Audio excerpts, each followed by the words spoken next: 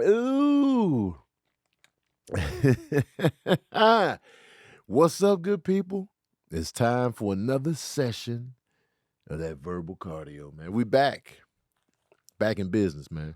Another glorious Tuesday. We alive, we out here. You know what I'm saying? If you watching this, that means you got the blessings, you know what I'm saying? Your phone bill is paid, your internet is paid. You got stuff that works. You got electric because your stuff is charged. Okay? You know, you're breathing, you're alive, your eyeballs and ears are working if you're looking and listening right now. So we already on the up and up. You know, little things to be grateful for, you know what I'm saying? If you got water at the house or in your hand, if you have access to drinking water, that's a blessing right there.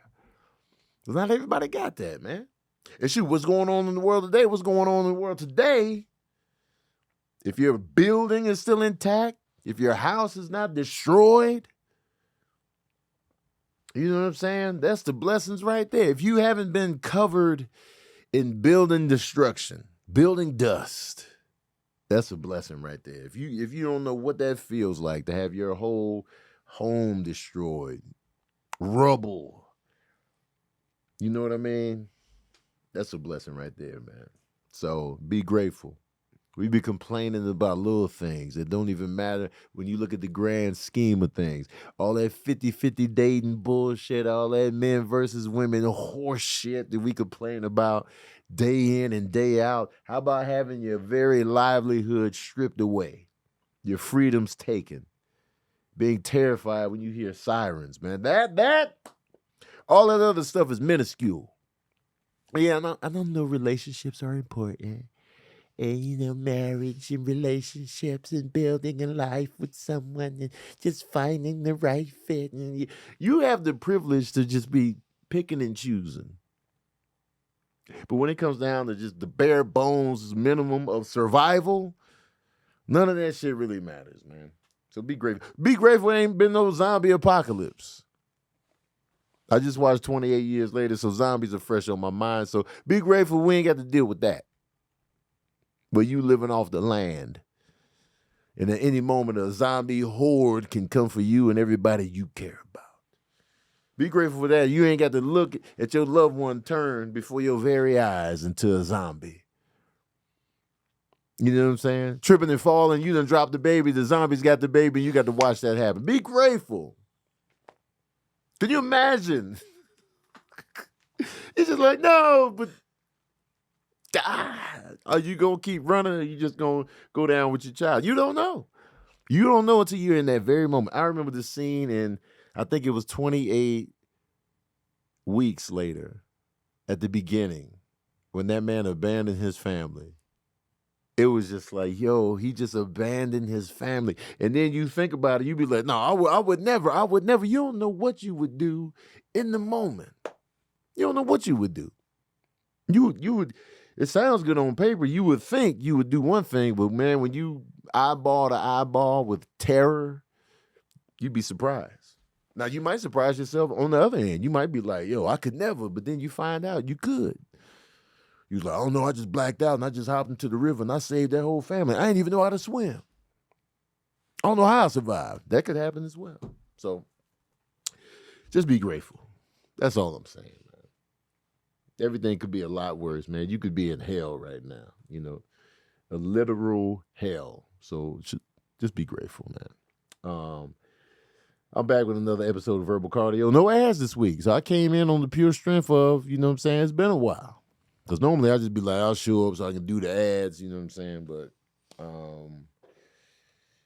I had a loss in my family recently, so I probably won't be here next week, depending on when the funeral and stuff is. So, you know, just pray for me and my family. You know, my ex-wife's mom passed, and so Brenda, and she passed on Friday, so the families, you know, they're gathering up out there in New Mexico, and I'll go out there next week. And she's great. She's fantastic. Very giving. Just a good soul. Always welcoming anybody. You know what I mean? She was just a giving, caring person, man. She loved her family. Like she'll sock you out, like literally. Like she'll put fist to face on anybody when it came to that family. And, I've known that family for a long time now. And so, and it's tough, and it's a shock to the system. So, and our family, we've been through a lot already, and so this is just another, heartbreaking blow. So that's what's going on. So be grateful too that you still got your parents and your loved ones and stuff like that. And I know death is a part of life, and we all have to deal with it. We all have to deal with loss, and we all have to deal with one day being the lost. But it always kicks you in the nutsack every time. So that's what's going on. So pray for my family, and that's what's going on. Just got back from Austin, Texas. Was out there this past weekend. It was hot. It was very smelly in Austin. A lot of different smells this weekend. And I was hanging out in downtown, and there was a lot of different scents. And I know summertime gets big musty, as a city, especially when you're downtown. You smelling dumpsters, you smelling all kind of different things. But I was just like, man. And I was walking by the river, so the river gonna river. The river gonna river. A lot of homeless people out there. And when I say homeless, because there's tiers to homeless. There are people that are in tough times. They might be sleeping in the car. They might be like, man, we just passing through. We hit a tight spot. There's that homeless. There's the homeless who are, all right, I just need to get my feet together and get back on track. There's that homeless. Then you got the homeless where they just can't get it together. You know what I'm saying? The alcohol got them. The drug use that got them. And so they get stuck in that void. But then you got the homeless where they're just like, they're out of here. They are out of here. They are still among the living, but they are out of here. And there was a lot of out of here homeless in Austin, Texas. It reminded me of San Francisco's homeless, where a lot of them are out of here. They out there, but they gone. And so it was a lot of that. And so, seeing that, coming across that, and I was just like, man. It was eye-opening, man. I don't know if it was because of the area I was staying in or what, but I was just like, yeah. And again, be grateful that you're not out of here. You could be in the streets right now just laying raw-backed on the concrete sidewalk, full sleep. Feet black as, a microphone stand. This could be any one of us. So be grateful that, you know what I'm saying, that you have shelter, you have a bed, a couch. I don't care if you got an air mattress. Be grateful for that air mattress. Be grateful for that bunk futon. A lot of people don't know what a bunk futon is, man. I had a bunk futon for several years. It served me well. Well, the bunk futon, you got the regular top bunk. And then the bottom bunk is the futon piece. So you can either sit, you can lay on the seated, or you can just stretch it all the way out for the bed. I had the bunk futon. And, because I was like, yo, man, freshly divorced. I just want to have a bed, for the kids, and I can crash in there with them as well. It's going to be a tight squeeze. It's going to be a tight living because I was living off of just like stand-up and acting. So, it was a tight squeeze. So I had that bunk futon for a long time. I jazzed it up, I put the cardboard down underneath the little mattress piece, and I added the little eggshell type of vibe down there, and then, extra covers, and then I put the mattress, if you want to call it that, over the top of that. And I made it work. Man. It was tight living. Well, I made it work. Kids slept on the top bunk, or, one was on the bottom, one was on the top. And it was big enough when you stretched it all the way up. It was big enough for 2, 3. It was wide at the bottom once you laid it all out. So even if you got the bunk futon, man, be grateful, man. You know what I'm talking about? You feel me? And hey, and listen, full transparency, I got action on the bunk futon. Surprisingly. I'm like, you coming over here to the bunk futon? I mean, it's the bunk futon. I apologize. But yeah. When a woman likes you, man, she'll be like, air mattress, huh? All right. Because, you know, dudes don't care. When we like a girl, we don't care what you got going. But women, you know, there was one woman, she was like, no, I'm not coming over there to the bunk futon. I was like, respect. I get it. I get it. I see where you at in life. You know what I'm saying? I get it. She was like, I'm not doing that bunk futon. I was like, you right. You absolutely right. You got every right to feel that way.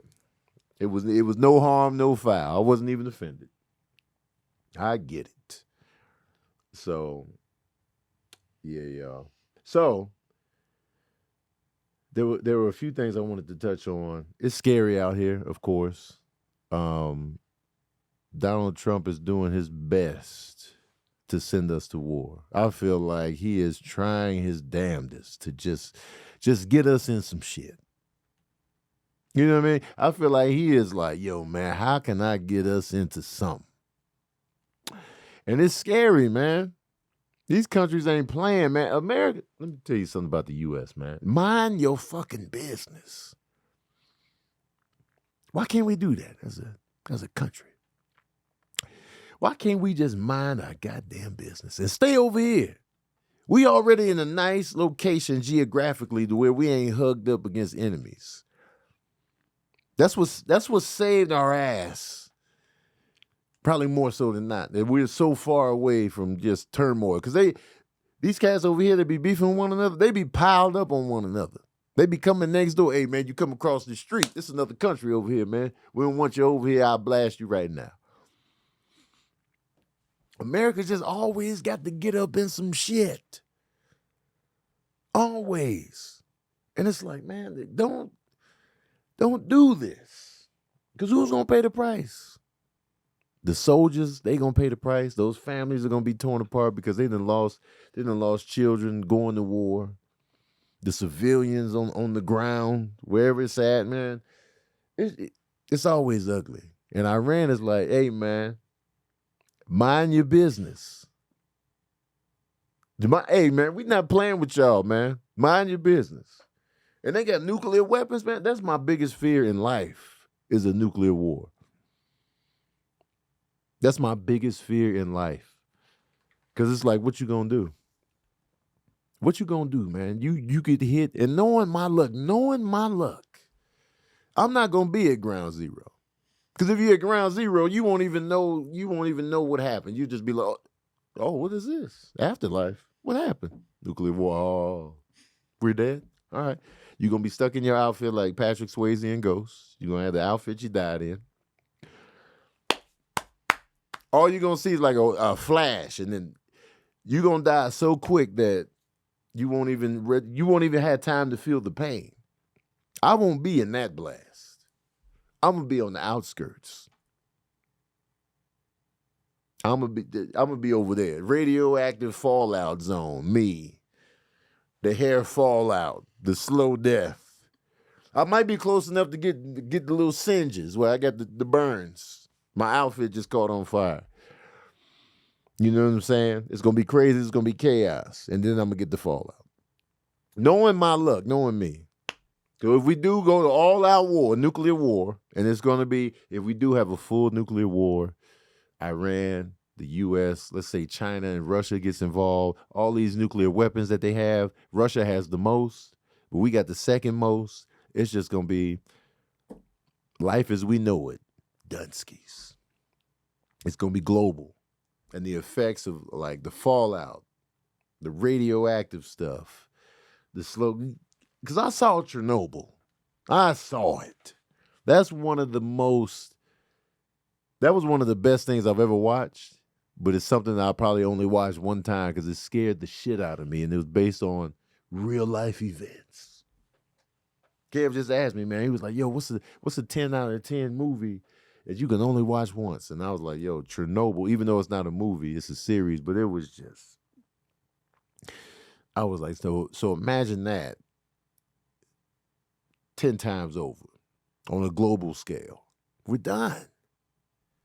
We're done. I'm talking about we looking for peace. It's a ceasefire. Man, listen. I'm scared. I'm scared. And Iran was like, yo, man, mind your business. We go over there. We drop the bombs on their facilities. Luckily, they was like, we already cleared them out because we knew you was going to come with that bullshit. And so they fired back. It was like, all right, man, I told y'all. Bow, bow, bow, bow. And luckily, Qatar was just like, hey. Swatting missiles. I'm scared. But you know what? Y'all voted for him. Y'all voted for him.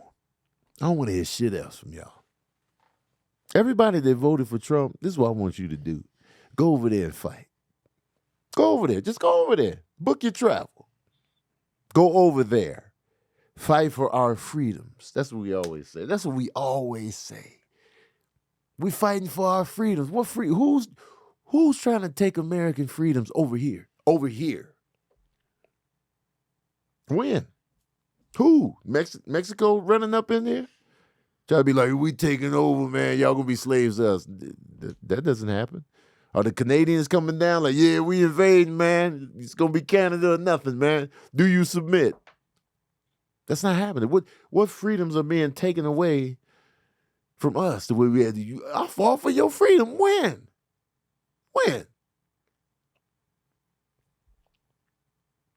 Freedoms, what they mean by freedom, they mean the freedom to be in other people's shit.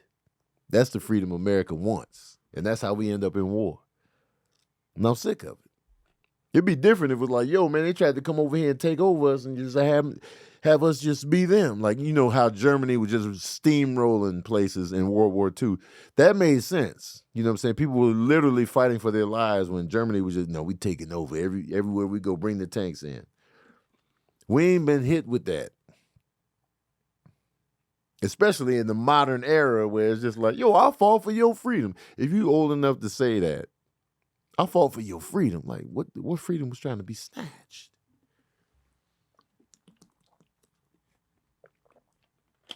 I ain't trying to hear none of it, man. I don't want no nuclear war. Whatever that looks like. Whatever that looks like, man, I don't want it. I want zero parts of it. Don't be sending no missiles over here. Don't be pressing the button. Don't be the launch codes. Don't be doing all that Crimson Tide shit. Don't be shooting nothing from submarines and none of that, man. No. And don't be getting us on the get back, man. Listen, man. A lot of us ain't want this shit. Don't just hit us with the missile, man. Make sure, target the people that wanted this shit, Iran. If you could just, if you see me, don't just be like, nah, he ain't want this. Iran, if you're watching this podcast, which you're not, if you're watching this podcast, I didn't want this. I ain't want none of this, man. Freeze frame the picture. I ain't want this. Post this up all over Iran, all that. I ain't want this, y'all. And a lot of us feel this way. So please, if you would be so kind as to not send missiles over here, that'd be great. That'd be fantastic. And if you do send missiles over here, let us know where you're sending them to in advance. Let me know. Email me direct. Let me know, and I'll spread the word. I ask around, like, who you vote for? Oh, okay. All right. I'm going to send you an email later. Depending on who you voted for. Oh, you voted for Trump? Why you ask? Oh, no reason. No reason. No reason at all. I just want to survive, man. I don't want the smoke, man. So if you about to blast, if you about to blow something up, if you about to attack, let me know personally. Slide in my DMs, man. Send me that email. And I'll kick rocks, man. I'll get it shaking. Like, Tony, where you at? Oh, man, I had to take a trip. Where you at? I'm in Canada. What part of Canada? The remote part? I'm about to lose my signal right now, man. I'll holler at y'all. Tony just dipped off. Listen, man, I don't want the smoke at all. At all. Ironheart debuts today on Netflix. So support that, man. That show's been getting a lot of hate from the people that hate on stuff just because it might be a woman leading the comic book fray, or especially don't let it be a woman of color. Black, Indian, Hispanic, Asian. They like, man, watch out. Let me tell you something about the comic book sci-fi fandom. It's a lot of racism in there. A lot of misogyny, a lot of racism up in there. So they going to be hating.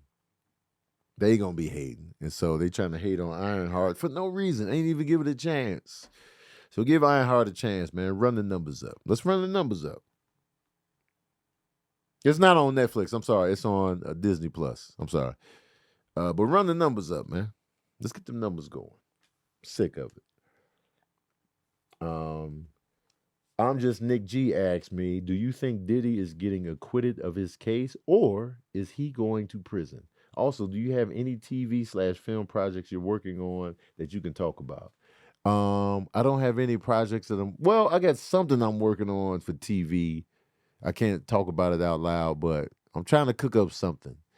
But I don't like talking. Honestly, I don't like talking about that stuff until it's like for real.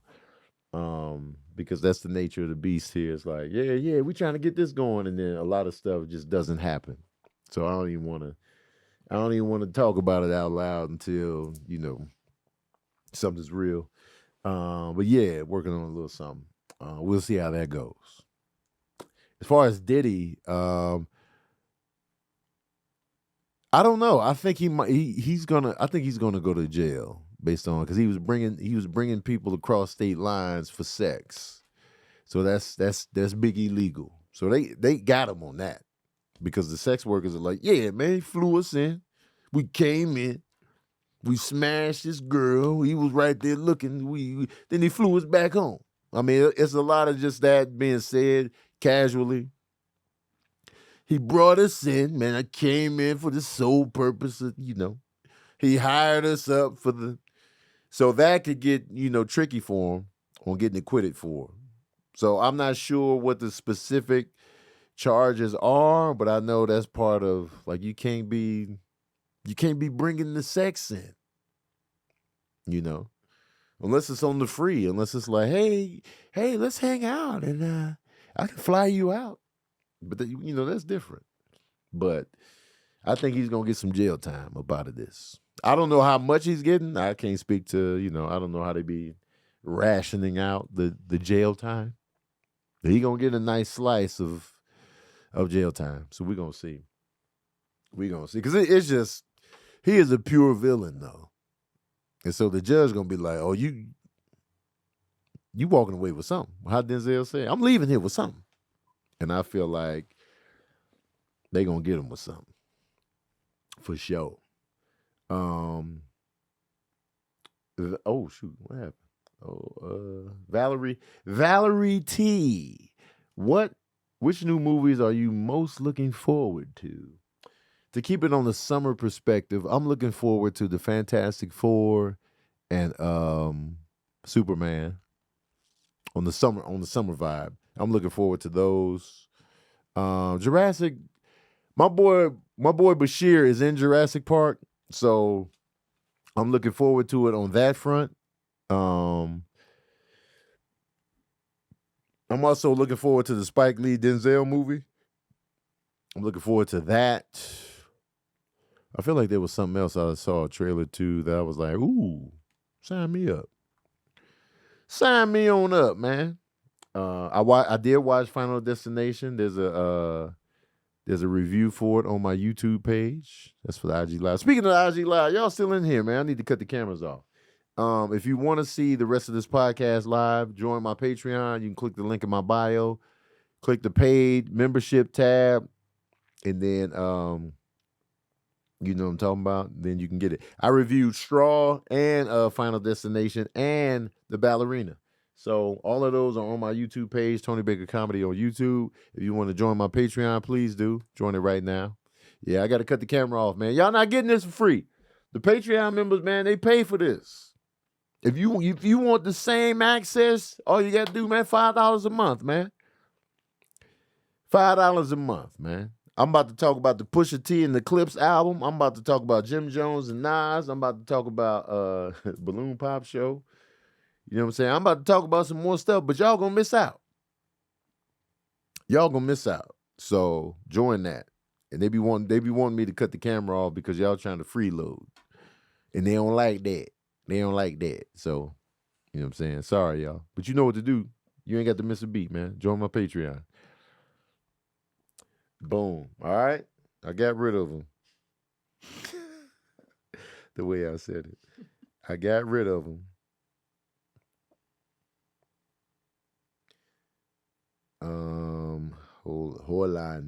Hold on. Let me send out a link real quick.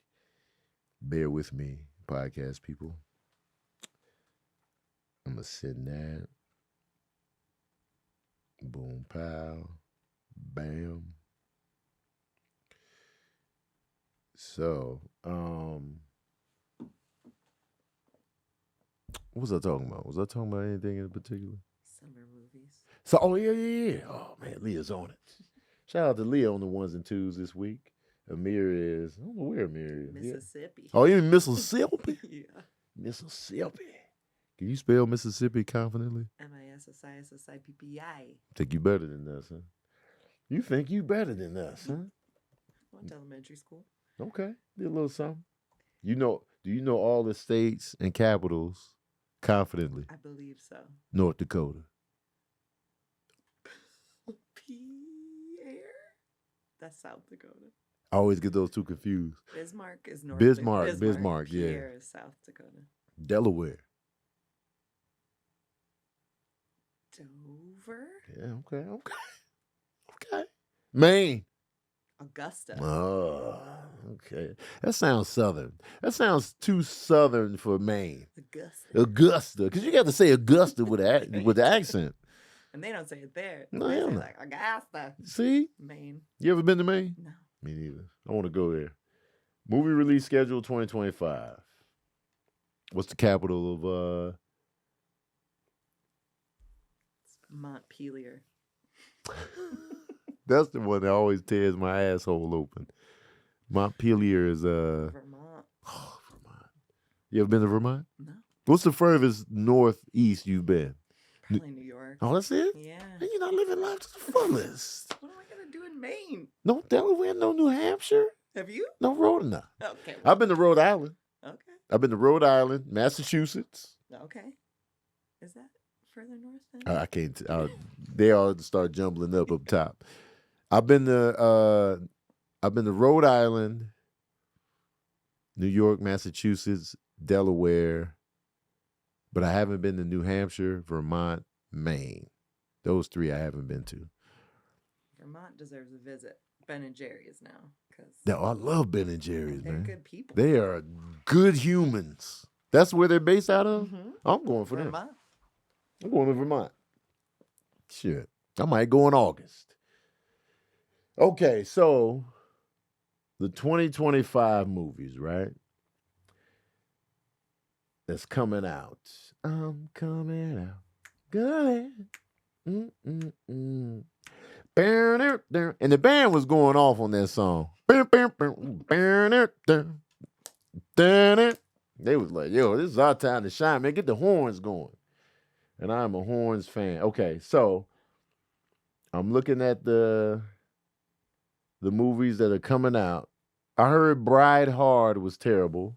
I never even heard of it until she told me it was terrible. F1 looks pretty good with Brad Pitt, Damson Idris. Also looking forward to, like I said before, Superman, Fantastic Four. Looking forward to those. What else we got? You got The Naked Gun coming out. I'm on the fence. I'm on the fence with remakes and stuff, so I don't know how it's gonna play out. Hopefully, it's good, but come on, man. There's no Leslie Nielsen. Highest to lowest. That's the Denzel Spike Lee joint. I'm looking forward to that. I'm looking forward to the Toxic Avenger comes out. Okay. I'm looking forward to The Conjuring Last Rites. I love the Conjuring franchise. So I'm looking forward to that. You know what I'm saying? They doing Spinal Tap too? What? That's crazy. Okay. You're so old. I know. I'm like, really? What we doing? I'm looking forward to. All right, now I'm dipping into October, y'all. Tron Ares looks visually stunning, but I need to see more. So I can't put it in the I'm hyped just yet. Black Phone 2, I ain't seen the trailer for, but the first Black Phone was pretty legit. Mortal Kombat 2 sounds intriguing, but I haven't seen visuals yet, so I'm not excited. What else? Zootopia 2 sounds like a good time because the first one was excellent. I love the first one. Avatar Fire and Ash comes out. Listen, let me tell y'all something. I hated on Avatar 2. I was like, man, the first one was like Fern Gully, man. We seen this story a million times. And so I went into the second one with just like, man, it's whatever, man. You know what I'm saying? It's gonna be whatever. And I really enjoyed the second one, man. I even got emotional. So that was a big surprise. So that's really it, man. It's not too much I'm super excited about other than the films I named. But that's pretty much it upcoming. Where I'm hyped. You know what I mean? So we got that going. Avatar's big trash. That's wild to say. That is wild to say. Heat 2 wasn't on the lineup for this year. I just looked at everything that was coming out this year, and I don't think Heat 2 is coming out that soon. So there's that. Valerie T also asked me, would you consider going on a dating show like Pop the Balloon or The Bachelor? I feel like I could be entertaining on a show like that.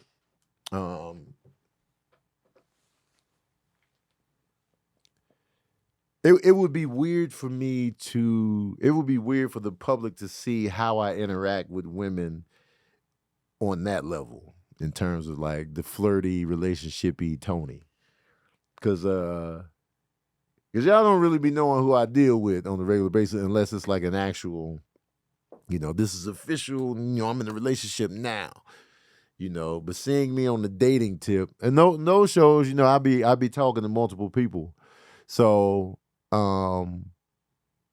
it would be weird for me to open up like that because, I'll be quiet as kept when it comes to I can talk about, my dating life to y'all like on a podcast or whatever, but I'm not gonna tell you who. I'm not gonna put nobody on blast like that. So it would be weird just being that open. Like, Tony talking to this girl, and then I'm telling y'all who I like the best, and it's just like, yeah, I just feel like me and the old girl got the connection, and then y'all gonna be hating, It's weird to be that open about who you liking and who you feeling and all that good stuff. It's cute in the beginning, or you be like, Tony, shoot your shot at Khalees. I know y'all be telling me that all the time. Y'all be like, man, you shoot at Khalees yet? But like, in the reality of it, it's just like, man, because like, what if you like somebody and then you tell the public you like somebody, then they start tearing that person down? You just be like, and if you weak-minded, you might be like, you know what, maybe they all right. Maybe, I never thought of it like that. So it's like, my next relationship is going to be tucked in. Like, if I make it official with somebody, I'm tucking it in next time. Because I didn't like how the people handled, my last breakup. Because y'all be harassing the shit out of her. It's to this day, harassing her about me and stuff like that. And so I don't like that. So now, you know what I'm saying, I'm going to have to tuck it in. And even if y'all see me with a girl all the time, you be like, y'all dating? I don't know. I don't know. You know, because y'all be doing too much. And not y'all, like, not the, I feel like the listeners right here, but just y'all know what I'm talking about. The people at large. Just be doing too much about people's relationships. Like, why are you doing this? So the next relationship I get in, I'm keeping it on the tuck. Tuck Pendleton, man. Y'all don't know nothing about Tuck Pendleton, man. That was a character in the movie. Played by Dennis Quaid in the movie Inner Space. Y'all don't know nothing about that. Y'all don't know nothing about that, man. That Inner Space. So yeah, so as far as like a show like that, but I would like to do the Balloon Pop show just on some funny shit. Like the closest I've got to doing like anything like a dating show, I was in college at New Mexico State, and they were just having something for fun, and it was like the dating game.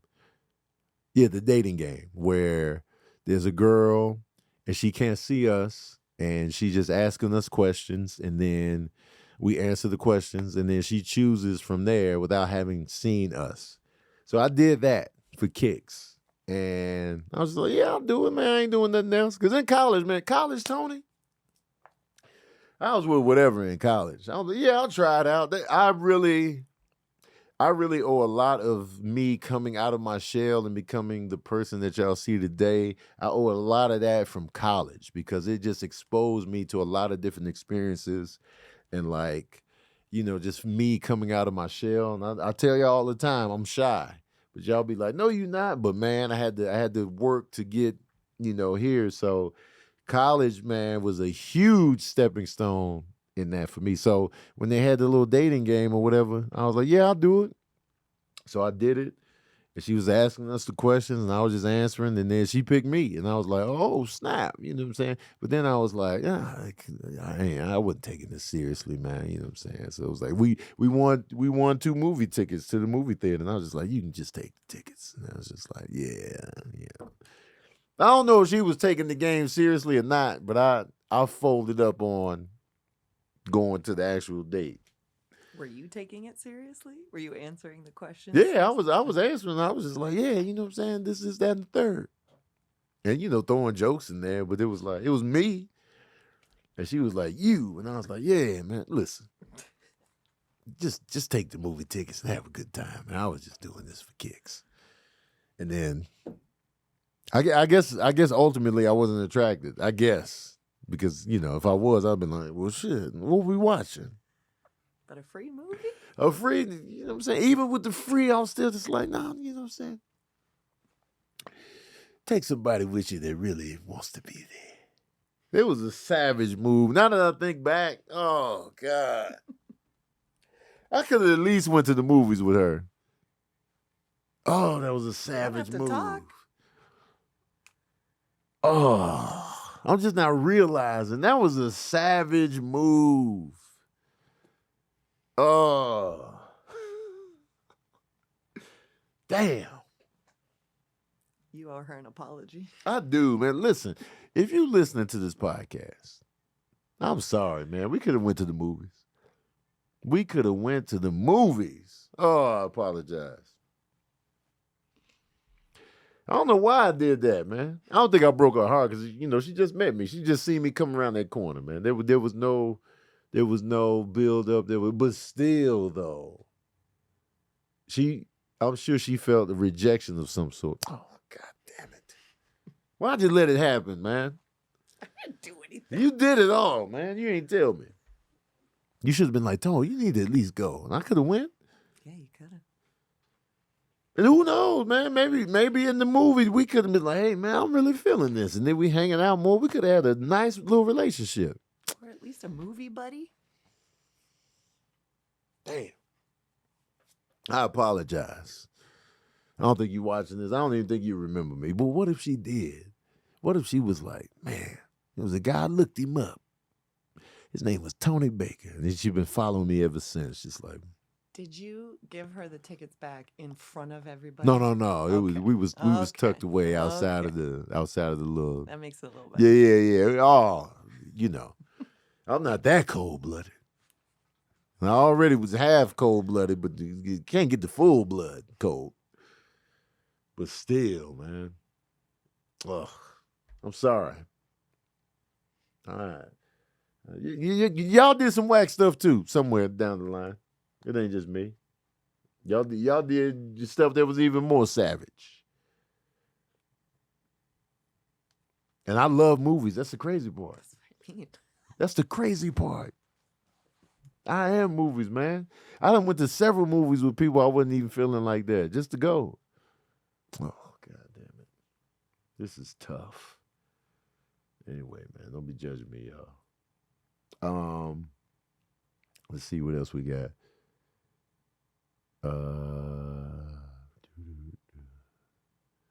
Let's see. Rye the Poet says, yeah, Jim Jones saying he's better than Nas is crazy. One, is it possible we can bring back community policing in this generation? And two, the fact that Americans owe 1.6 trillion in auto loan debt. United States cars should be free. Looking forward to the show. Oh, wow. That's a lot of debt. And I feel like I contributed to that debt. I don't know what it exactly means. Like, we owe the debt on the car payments and stuff. I had a car that we called the Egg, the E-double-G, a little two-door Suzuki Swift with little designs on the sides. That was my first car that I actually went and bought, that I was making payments on. You know what I'm saying? I was paying $170 something a month. And that was my car, man. You know what I'm saying? It was all over. People knew about the Egg. We would pile in there and just live life. So we was driving down the street one time, and I saw something in the road. I thought it was a plastic bag. It was a concrete block piece. It hit the bottom of my car like, bam! I remember my boy Kool-Aid popped up, hit the roof of the car. We was like, oh, shit. So my car was never right after that. But I was in college. I was dead broke. I couldn't afford the repairs like that. You take it to Pep Boys, they're going to make up that price. Pep Boys going to be like $20,000. Are you kidding me? This car is $18,000. Yeah, it's great. That's great. $20,000.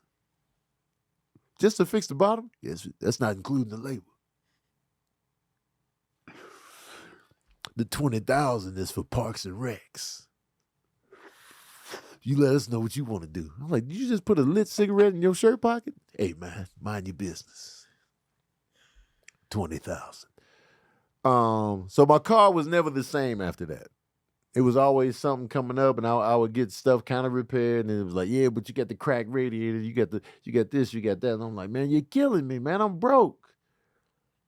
And so Pep Boys be robbing folks, all three of them. All three of them heads on there, they will charge you whatever. Oh, you're getting your tires changed, huh? It's crazy. $20,000, we give you the whole new set. If you just want the back tires, it's going to be $15,000. What say ye? Anyway, so I'm driving to Albuquerque, New Mexico from Las Cruces, New Mexico. That's a 3-hour trip. I'm driving because I was driving there all the time because the Baker Boys were there. So I was doing that, and the car just broke down on me on the highway. Life is a highway. I'll ride it all night long. I was on the highway, out of the city, miles out of the city. I'm like, nah, this can't be. I didn't have no AAA. I didn't know what I was finna do. Luckily, by the grace of God, I didn't even have no cell phone then. I didn't have no cell phone. I'm just thinking of how crazy butt naked that was. I was on the side of the road, car just like, I can't do it, Tom. On the side of the road, no cell phone. I'm like, I'm done. I'm going to be walking. I picture myself walking, time lapses. You see me walking, and then my shirt is off. Now it's tied around my head. I'm just walking in the tank top. My tank top is dingy. I'm walking. The heat is wavy. You know what I'm saying? I can't remember what season it was, but now I'm picturing the wavy heat, the sound of the screeching bird, cactus, tarantula walking, cut, open up, tarantula walking across the road, pan up, you see me walking, sweating. I got a dingy water bottle. I'm just like, ugh. And the more I walk, the more it's just like disheveled. You know what I'm saying? Cars passing me. I got my thumb out. Cars is like, burn, burn. You know, trucks just going by. I'm just like, that's what I envisioned. I was like, I'm done for. I'm done. I don't know where the closest gas station is. I'm finished. I had a calling card. By the grace of God, a girl I went to school with happened to be going to Albuquerque. She happened to be going to Albuquerque that day. She saw me on the side. I was only on the side of the road for 15 minutes before she pulled up, man. Oh, thank God for her. Thank God for her. T, if you're listening, if you still remember me, thank God. You and your Indian ass parents. Oh, y'all saved my ass. So fast forward. I didn't have enough money to get the car towed. So turns out they came and got my car. They repoed my car from the side of the road. And they was like, yeah, we got your car. We repoed it because they've been looking for me for a while because I stopped paying. I stopped making the payments. So they have been coming for me. I don't know how they found out that my car was on the side of the road. Maybe a car pulled up and they ran the plates and the registration and be like, oh. And then they got word and then it was like, boom, we coming to get it. So they repoed my car, Dunskies, no car. And then they was like, we got your car. You're not getting it back, and you owe $7,000 on the car. Pay us. And I was like, can I get the car back after I make the payment? No. And I was like, I ain't paid shit. I was like, well, shit. It's gonna be on your credit. I don't give a damn. This is reckless college Tony. Mess up my credit, man. Shit. Mess it up. What's that got to do with me? I don't need no credit. You mess up my credit score. All I know is this. I can't afford to pay for it. So take the car. You're not getting this money. Ignorance was bliss. So that was that. So to go back to the Americans and the trillions in debt, I get it. Because we just walking away from these cars and being like, so be it. So be it. So I get that debt cost because I contributed to that debt. And you also ask, can we bring back community policing in this generation? I feel like now everybody's so ultra soft in this generation. Everybody's easily offended. Everybody's entitled. Everybody's just like, no. But I feel like community policing I feel like it's vital. I feel like it's necessary. I feel like we need it. You know what I'm saying? Like I grew up, the community policing and like the, discipline with the kids and like your neighbor's kids. And you're like, hey, don't do that. You know what I'm saying? You used to get in trouble from your neighbors and stuff like that. And so I really value a sense of like community. And like I like having police officers that know the community that they police, like their district. I want them to know my name. I want them to know my kids' names. I want to be able to be like, hey, man, Charles. You know what I'm saying? Officer Charles or whatever he wants to be called. Like, I like that. I feel like that really helps communities out a lot. Like, if I was a police officer and I had my little district, I would get to know the people. I would be walking around on foot. And, as much as I can, I'm not going to try to be completely unsafe, but it's like once you get to know the people in your district, you know them by name, you know their family members, and I feel like they'd be less prone to be doing dumb shit. They'd be like, especially the youth. Oh man, if I know the youth, the kids, Like, hey man, how's school going? You know what I'm saying? What's going on? What you doing? What you doing out? Why you not in school? You know what I'm saying? You got this going. Oh man, you know what I'm saying? That stuff, that kind of stuff goes a long way. And I feel like that would definitely be the kind of cop I would want to be. I don't want to just be driving through. I don't want to just be showing up when there's some bullshit going on. Because a lot of times we only see cops when it's the bullshit. Heard your party was a little loud. And he was like, man, get the fuck out my face, man. Let us party, man. It's 8 p.m. It's always a secret. It's 8 p.m., officer. Come on, man. Let us blow off some steam. You know what I'm saying? I saw that she had a busted tail light. Come on, man. The tail light just went out. When I got in the car, it was on. Now you gonna give me a ticket for this, man? Come on, man. Do you think it's performative though when you see videos of them like playing basketball with kids and things like that?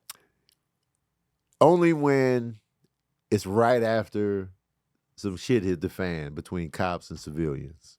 Then when I see it, I'll be like, This is one cop I follow, T. Norman. I've been following him for a long time. I feel like he's a genuine community guy. So he's a cop that I've been following for like years. But, I started following him after, the bullshit with the... Because, they be showing, they highlight, he's one of the good ones. But I think he was genuinely one of the good ones in the South. I think he's in Arkansas or Alabama. And I really feel like he's a real one. And I know there are cops like that somewhere. I don't be seeing them. Like, I rarely see cops outside of vehicles where I live. But I don't know what it looks like in the inner cities and, like, areas like that. But I feel like in high crime areas,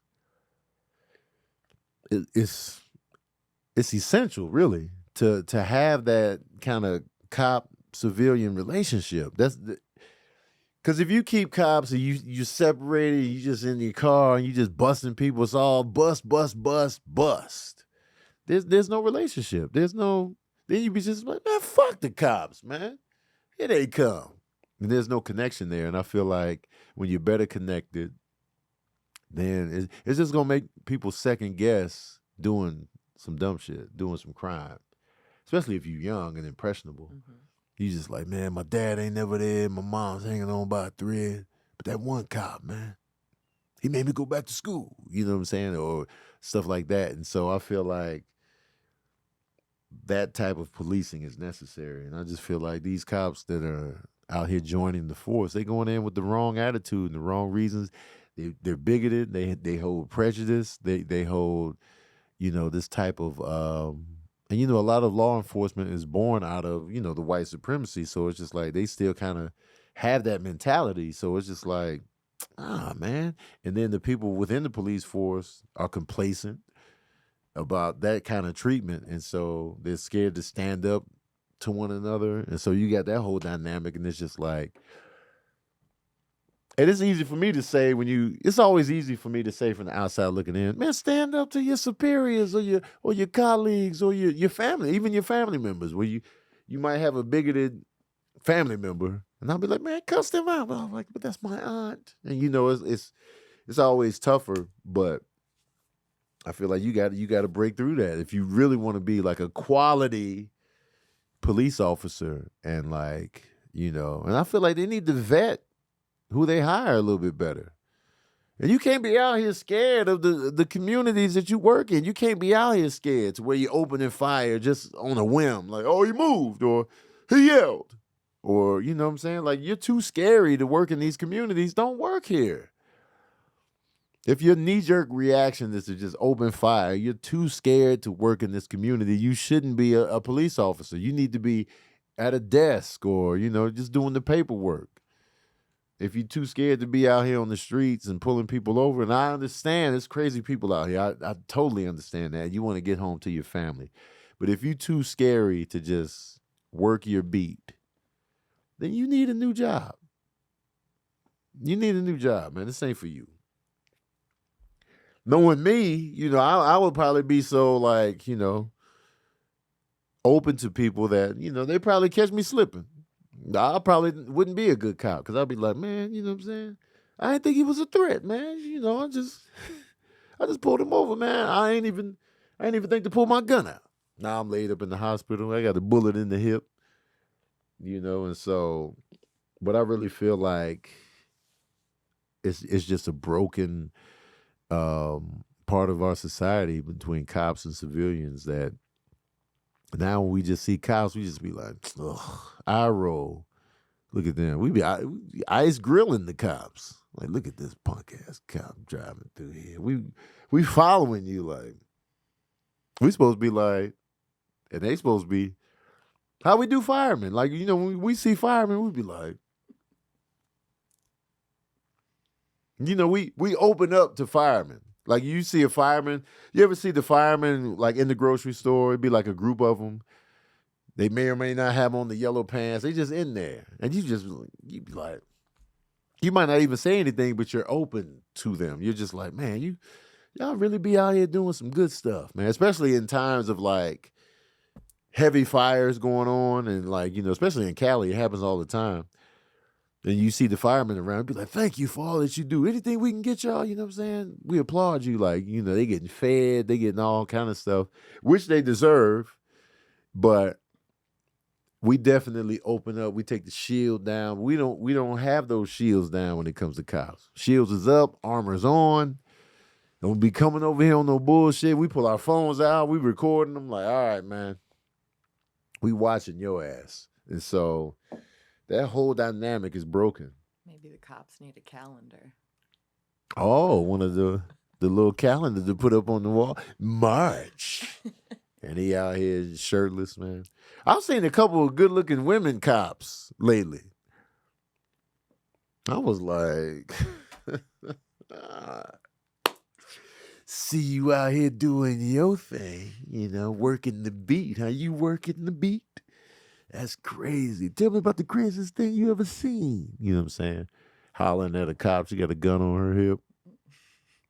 I'll be like, man, you ever chase somebody down? I'm all like, you ever chase somebody down? How far you chase? Ooh, that's crazy.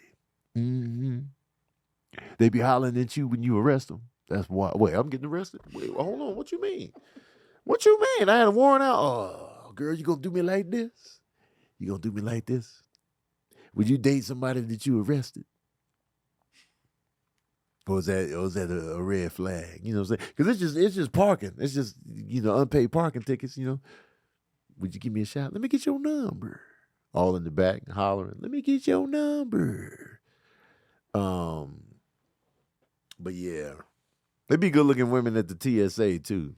Sometimes TSA, I'll be clocking a few of them. Like, okay, they be having their uniform on. I'll be like, okay, TSA. There be good women all over the place, y'all. I'll be seeing them. I got eyes. I ain't gonna say nothing, but I'll be seeing y'all all over the place. If you were in a buddy cop film, who would be your like ideal buddy cop? You're a cop. Who are you riding with? Oh, Kev on stage, man. That's the buddy cop move right there. Me and Kev, buddy cops, and you know, we already be working on ideas like this. You know what I'm saying? He's the by the book, you know, cop. I'm the old cranky, you know, rogue renegade cop. And they'd be like, man, let me tell you something. I may or may not smoke cigarettes. I don't know. But Kev for sure. You know what I'm saying? That would be the buddy cop joint. And I love buddy cop movies. That's one of my favorite genres, man. They need to bring them back. We need another buddy cop joint. I just like buddy shit. So, hey, hold on, Jay Thomas, man. I'm clearly the cranky one. Why you put the clearly in there, Jay Thomas? Am I cranky, Lee? No.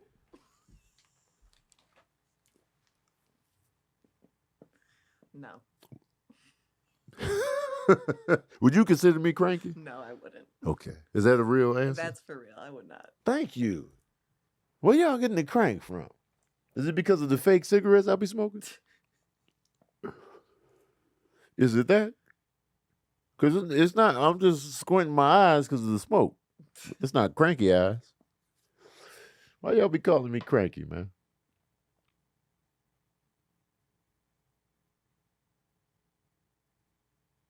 She don't know you like that. She know me in real life. Y'all don't know me like that. What we talking about? Depends on what time it is. It's not even the time. I'm a good time, y'all. Look at y'all. Y'all just, see, y'all trolling. Dominique, I'm cranky. Kev be cranky too. Thank you. If I'm cranky, Kev definitely be cranky. And I'm less cranky than Kev. Let's talk about that. Let's talk about me being less cranky than Kev. Let's talk about that. Oh, hold on. New York Calm, you're in the chat. Have you had Clinton Bacon, whatever the name of it, Clinton Street Bakery? Have you had them? Let me know, man, because I'm pulling up on them. Your voice is deep with an automatic crank. Man, come on, man, because I got a deep voice. I'm cranked out. Your son had them. What do you think? What did he say? And let me ask your son this, too, if you can. Were the edges crispy? He said they are the best. Oh, I can't wait, man. You just made my goddamn day. You just made my goddamn day. I can't get to New York soon enough. I'm excited. I am excited about New York this weekend. If you are in New York, you better get your tickets. I'm going to be out there biscuit drunk. I'm coming for the pancakes. I'm coming for the biscuits. I'm going to Peace Food. I'm stocking up on the biscuits. The vegan biscuits they have at Peace Food. Every time I go to New York City, I pull up on Peace Food and I get the vegan biscuits. And since I've been doing this 75 hard, I am fiending for good ass biscuits. So yes, I'm excited. Anyway, if y'all are in New York, I'm out there this weekend. It's 4 shows. 2 of them sold out. There's still tickets left for the Friday late and the Saturday late. So get your tickets. Front row, Simone L. That's what I'm talking about. That's what I'm talking about, man. I am excited. Jim Jones and Nas, man. So Jim Jones was like, man, run the numbers on the billboard. Here's my theory with Jim Jones and Nas. I feel like, they had issues back in the day. And I feel like those issues are unresolved. And so I feel like deep down, Jim Jones is still not feeling Nas from back then. That's what it all boils down to. Because when he was like, man, I'm more relevant than Nas, man, put the numbers up, let the billboard, say what it say. And everybody is just like, Jim, what are you talking about? And then we put the numbers up side by side. And y'all already know I was on the numbers. As soon as he said what he said on the Fat Joe and Jadakiss podcast, as soon as he said what he said, I already know Nas's numbers. Because y'all know I'm a numbers nerd. I already knew Nas had several platinum albums. He got like 7 or 8 platinum. Then he got like 3 gold, maybe 4. He got a Grammy. You know what I mean? So it was like he's got gold and platinum singles. So I was just like, and I knew those numbers off top. I knew Illmatic was double platinum. I knew It Was Written was triple platinum. I knew I Am was double platinum. I knew Nostradamus was platinum. I knew Stillmatic is close to double platinum. I knew Godson was platinum. I knew Street's Disciple was platinum. I knew Hip Hop Dead was gold. I knew Untitled was gold. I knew Life is Good is gold. I knew the Firm album was platinum. I knew this off the top. because I am a numbers nerd, and Nas is my favorite rapper of all time. So it was just like, if we doing this, there's no comparison. There's no comparison here. And then people was in the in the comment section arguing about no, it's all about influence. I was like, no. First of all, Jim was talking about the Billboard. He said it himself. So then we came with the numbers. He's like, nah, man, I'm just talking about influence. And so I was like, even influence, I was just confused on, and we're talking Jim Jones here. Now I know the Diplomats were super influential when the Diplomats was hitting. The youth, they had the youth on lock, but it's also Cam and Joel Santana had a bigger portion of that influence. So even on the Jim Jones solo scale, does he have that same kind of influence on the solo tip? And I feel like no. I could be mistaken, but nah. And I do feel like he improved as a rapper over time for sure. That El Capo album, fire. I listen to that heavy, and I like the project he had with Harry Fraud too. But Nas is just in a different stratosphere when it comes to rapper, and the level of influence Nas has had on several rappers, not just fashion, because Diplomats got the fashion influence on lock. But in terms of how many rappers Nas has influenced, how many lists Nas shows up on when they talk to rappers, they be like, yo, who your favorite rappers? They be like Tupac, Biggie, Jay-Z, Nas, Lil Wayne, you know what I'm saying? The usual suspects always comes up, and Nas comes up a lot. Your favorite rappers right now, they be like, Nas. You know what I mean? And so even on the influence, and like when Illmatic dropped, he was changing rap styles. You can hear Nas in the game. You can hear Nas' influence on the game a lot of times. So I was like, this stems from something deeper than just, regular, competition. This stems from something else. I still feel like there's a little resentment, maybe some residual beef still there, to where he's like, man, nah, man, I ain't feeling Nas low key. So I think that's where that's coming from. Also, the Clipse. First of all, I'm glad the Clipse are back together. I'm big on family. I love it when family members are close. Like, I like seeing No Malice and Pusha T back together again. They're brothers. And so I love to see them together because I can tell they have a great relationship with one another. And like, even when Malice took a step back, it wasn't like him and Pusha was beefing. He was just just drained on the whole business of it. And so he was like, I'm gonna take a step back for moral reasons and for, the drain on the business. So I love the fact that they're back together and that they're actual brothers and they're close. And I'm just like, yeah, I'm feeling that this feels right. And then the songs they have been dropping have been fire. Like the two songs, especially So Be It. So Be It, the song So Be It and the video. If you haven't seen it yet, just pull up on it. YouTube Clipse, So Be It. It's a dope visual piece to look at. It just feels like art. And just the song itself, Pharrell's production, the rhymes from the brothers, man, it's a good song. And then, he's coming at Travis Scott at the end of it. On that last piece, Pusha T is coming at Travis Scott because he didn't like how Travis Scott was moving. And so he was like, he addressed it. And Pusha T, let me tell you something about him. He is somebody I would not want to battle. We saw what he did with Drake. He came at Lil Wayne several times, but I feel like Lil Wayne is not battle tested. But Pusha T, the clarity of his words and how he delivers them, it feels very surgical, very like concise and very, there's no emotion on it. Those are the types of people you don't want to battle. Where they just, when he surgically broke down Drake's situation, it was just like, damn, this is scary, man.